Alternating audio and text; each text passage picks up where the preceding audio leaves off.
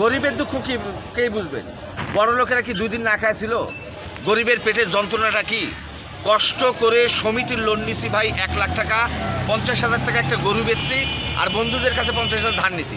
এই 2 লাখ টাকা দিয়ে কিছু অটো, এই অটোটা যদি বন্ধ করে দেওয়া হয়, কারেন্ট খরচ হচ্ছে, যদি এই অটোটা তুলে দেওয়া হয়, তাহলে আমাদের মতো সাধারণ গরিব মানুষ কি করে খাবে? আপনারাই বলেন, আপনারাই বলেন না কেন? সাধারণ আমরা গরিব মানুষ কি করে খাবো? 1 কেজি বাইগন কিনতে গেলে 80 টাকা লাগে, 1 কেজি চালের দাম 70 টাকা। সংসারে আমার খানে আছে 5 জন, এই গাড়ির উপর আমি নির্ভরশীল, আবার প্রতি সপ্তাহে কিস্তি দিতে হয়। তা আপনারা যে কারেন্ট খরচ বলতেছেন, কারেন্ট খরচ, কারেন্ট কোন জায়গায় খরচ হয় না?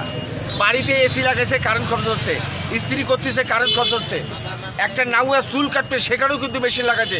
যত দোষ এই অটোওয়ালাদের, আর আপনারা অটোই তুলে দেবেন। এই অটো তুলে দেওয়ার বদলে আমাদেরকে গুলে করে মারি ফেলেন, নালে চালের সঙ্গে বিষ মিশে দেন, আমরা সেটা খেয়ে আত্মহত্যা করি।